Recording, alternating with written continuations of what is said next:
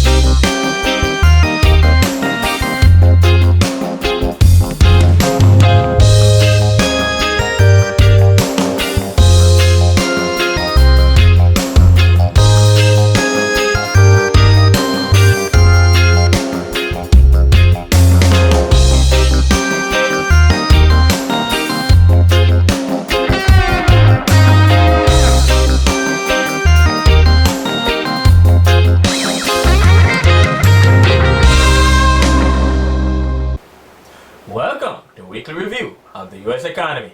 I am Glenn Ford Robinson. Inflation and mortgage rate rise as U.S. economy picks up steam, despite moderate levels of volatility and lackluster retail sales numbers. The U.S. economy still continues to display modest levels of volatility. The recent rise in inflation to 2.1% and the recent rise in mortgage rates show that despite the presence of volatility, the U.S. economy still continues to expand at a steady pace. The Phase 1 U.S.-China trade deal on Friday and the Brexit-inspired British election win by Boris Johnson's Conservative Party also contributed to some levels of market volatility. In fact, more volatility will be expected now that there could be a possible Brexit in January of 2020. Lackluster retail sales numbers in November further added to the multitude of volatility-inducing factors that have continued to cause volatility in financial markets. The CBOE Fear Index, otherwise known as the Volatility Index, VIX, dropped by 1.31 or 9.4% on Friday from 13.94 to 12.63. What does all this mean? Well, simply put, the VIX measures the fear level of stock investors. So, when investors see or perceive positive economic growth, they would be less likely to protect their stock investment through the purchasing of put options, because they perceive that the stock market will go up or continue to go up. However, if stock investors perceive that the stock market will go down, they will begin to buy put options, thereby increasing the VIX or fear index. So, we can see here that the stock market or the S&P 500, SPX, is inversely proportional to the fear index.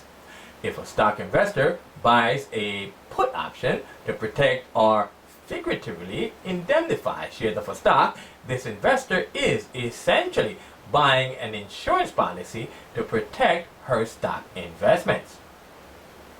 Put option sellers essentially sell insurance policies to investors, not literally but figuratively. The VIX or fear index is directly proportional to the amount of put options bought.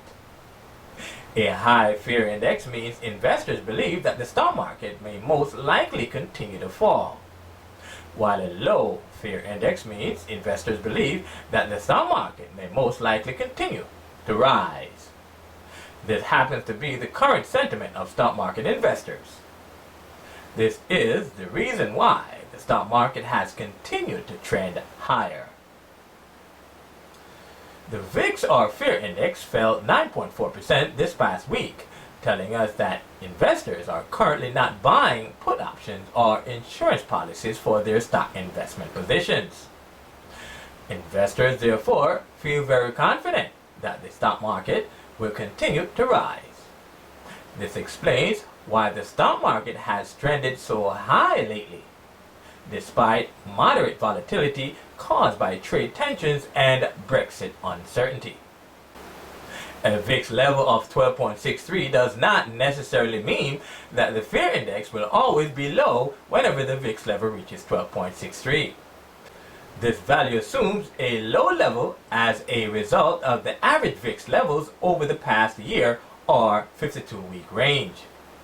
The current 52-week range for the VIX sits between 11.03 and 36.20. Another example of the current ebb and flow nature of the economy showed in the business inventories report. The current business inventory report for October came in 0.1% higher than the negative 0.1% reported the previous month, matching forecasts of 0.2%. This result further confirms that the economy still continues to see subdued levels of volatility. This volatility so far has held the economy and financial markets in a manageable equilibrium state, therefore ruling out the advent of any pending recession in 2020. The economy will not enter into a recession anytime soon because there is currently no overextension of credit as there was in the subprime mortgage crisis leading up to the stock market crash in 2008. There is currently no innovation that has caused investor irrational exuberance. The Federal Reserve has done a very good job in maintaining economic equilibrium by adding liquidity to the financial markets and subtracting liquidity from the financial markets when necessary. The Federal Reserve knows firsthand that it cannot allow financial markets to operate independently without government intervention. So, the Fed has been busy contributing to economic stability by adding liquidity to financial markets. As recently as December 9, 2019, the Federal Reserve Bank of New York added $81.4 billion in liquidity to financial markets and cut interest rates numerous times in recent months. There are no too big to fail banks or insurance companies filing for bankruptcy. There are no credit default swaps, no subprime mortgage bubble, no IP-induced internet bubble, and neither is there any current economic bubble waiting to burst by the realization of investor irrational insanity. Equity investors seem to be investing rationally at the moment. Don't know how long this is going to last, but things look good so far. Although the current VIX or fear index got me a little concerned. Investors seem to be closing their eyes and blindly buying stocks, pushing the S&P 500 and the stock market to new highs, ignoring nuisance developments such as trade deal agreements and Brexit politics. Last Friday's US-China Phase 1 trade deal didn't move market much at all. No one seemed to care. They just continued jumping into the stock market and buying stocks, pushing the stock market higher and higher. The business inventories report measures changes in the value of unsold goods held by manufacturers, wholesalers, and retailers. A higher than previous reading can indicate a lack of consumer demand. Therefore, a higher than expected reading should be perceived as negative for the U.S. economy and bearish for the U.S. dollar, while a lower than expected reading should be perceived as positive for the U.S. economy and bullish for the U.S. dollar. The Census Bureau released the Business Inventory Report on Friday, December 13, 2019 at 10 a.m. New York time. Another proof that the economy has turned around is the Consumer Price Index, CPI, year-over-year report, reported in November. The CPI measures changes in the price of goods and services in regards to the consumer. It is the best way to measure purchasing trend and inflation. A higher than expected reading should be perceived as positive for the U.S. economy and bullish for the U.S. dollar, while a lower than expected reading should be perceived as negative for the U.S. economy and bearish for the U.S. dollar. CPI report released on Wednesday, December 11, 2019 beat forecast of 2.0% by posting an impression 2.1%. Recent interest rate cuts have finally induced economic growth, and a slight rise in inflation often accompanies economic growth and expansion. Therefore, the increase in inflation proved that the U.S. economy has experienced growth and expansion over the past year and continues to do so. The U.S. Bureau of Labor Statistics and Department of Labor released the CPI report on Wednesday, December 11, 2019 at 8:30 a.m. New York time. The 30-year mortgage rate came in at 3.98% from a 0.01% increase from 3.97%. The Mortgage Bankers Association, MBA, released the 30-year mortgage rate on Wednesday, December 11, 2019 at 7 a.m. New York time. The Mortgage Bankers Association application measures changes in the total number of new applications for mortgages backed by the MBA during the week reported. The MBA application report released on Wednesday, December 11, 2019 beat the previous mark of negative 9.2% with a new mark of 3.8%. A higher than expected reading should be perceived as positive for the U.S. economy and bullish for the U.S. dollar, while a lower than expected reading should be perceived as negative for the U.S. economy and bearish for the U.S. dollar. The current MBA application confirmed that U.S. economic growth has indeed picked up steam. With a growing economy, consumers can now afford to buy homes. In addition, lower mortgage rates also contributed to the increase in mortgage applications. U.S. retail sales in November rose less than expected, rising by only 0.2%, missing forecasts of 0.5% and their previous reading of 0.4%, as consumers focus their spending only on non-discretionary items. This reading could cause economists to forecast slower economic growth for the final quarter of 2019. Low manufacturing numbers in the past months due to trade war could have caused consumers to cut back on retail spending. The GM strike could probably be looked at as a culprit also for the decrease in retail sales, because those GM workers who walked off their jobs at the General Motors automobile plant missed the chance of a paycheck. We will see if retail sales numbers improve next month on January 16, 2020, when the new retail sales report is made available. Now that the US and China has agreed to a Phase 1 trade deal, and GM employees have dropped their picketing signs and have since returned back to work. The retail sales report measures changes in the total value of sales at the retail level in the US. It functioned as a leading indicator of consumer spending, which accounts for overall economic activity. A higher than expected reading should be perceived as positive for the US economy and bullish for the US dollar, while a lower than expected reading should be perceived as negative for the US economy and bearish for the US dollar. The US Census Bureau released the retail sales report on Friday, December 13, 2019 at 8:30 a.m. New York time. Well, the core retail sales also increased less than expected, increasing by only 0.1%, missing forecasts of 0.4% and a previous reading of 0.3%. Core retail sales measures changes in the total value of sales at the retail level, excluding automobiles. It functions as a key economic indicator of consumer spending and serves as a pace indicator for the U.S. economy. A higher than expected reading should be perceived as positive for the U.S. economy and bullish for the U.S. dollar, while a lower than expected reading should be perceived as negative for the U.S. economy and bearish for the U.S. dollar. Simply put, the low number of the core retail sales report tells us that the economy progressed at a slower pace in November. This slow pace could have also been caused by the Thanksgiving holiday, where people just simply spend money on essential items, such as food, and waited until Black Friday to spend on discounted items, essentially using less money to buy more goods. The Christmas and New Year holidays should see improvements in consumer spending, provided that the underlying factors causing the reduction in retail sales happens to be short-lived.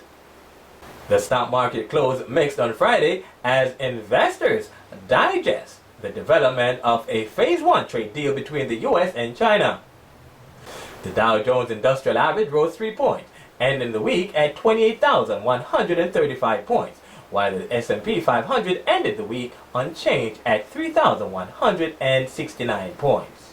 European stocks closed higher on Friday after the US-China trade deal announcement and Boris Johnson's Conservative Party win.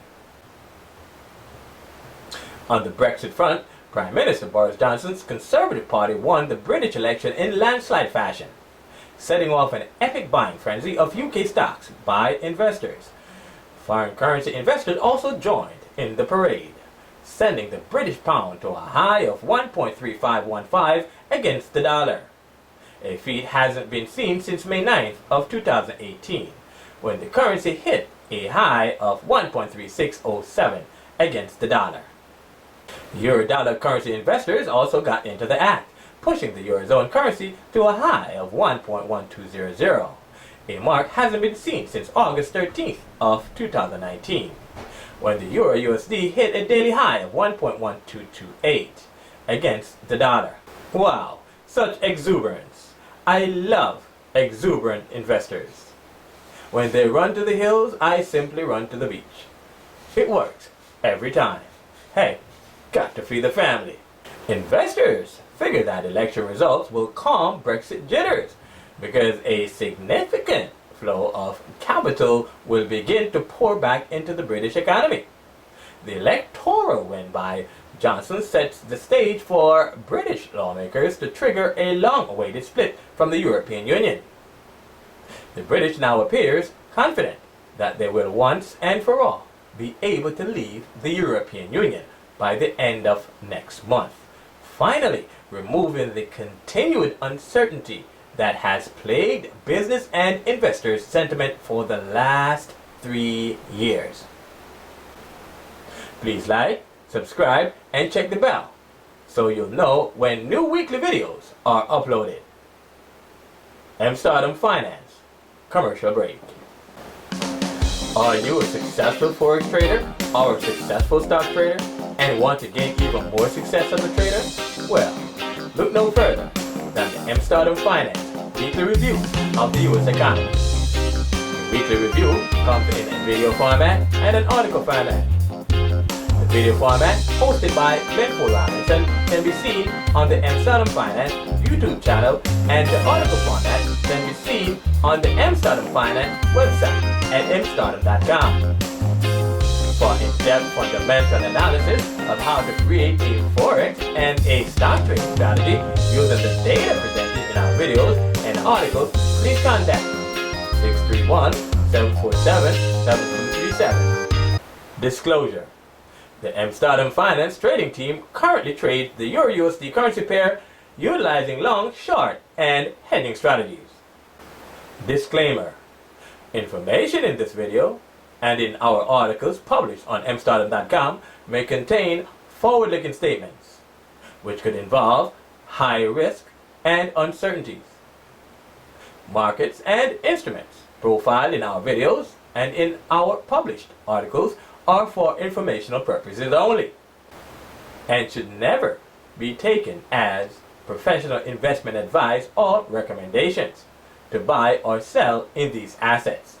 You should do your own in-depth research before making any investment decisions. Mstardom Finance does not guarantee that the information presented in our videos and articles is free from mistakes, errors, or material misstatements. It also does not guarantee that this information is timely in nature.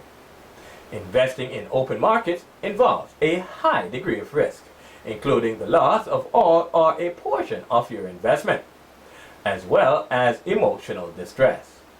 All risk, losses, and costs associated with investing, including total loss of principal, are your sole responsibility. I am Glenn Robinson. I will be back next week with another edition of Weekly Review of the U.S. Economy.